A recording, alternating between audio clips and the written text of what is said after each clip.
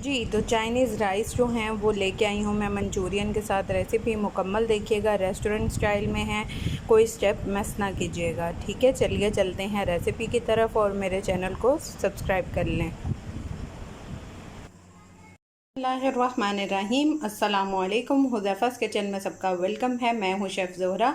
आज मैं लेके आई हूँ आप लोगों के लिए चाइनीज़ राइस और उसके साथ मंचूरियन का सालन बनाना सिखाऊंगी, जो कि फटाफट रेडी हो जाता है। तो चलिए चलते हैं रेसिपी की तरफ।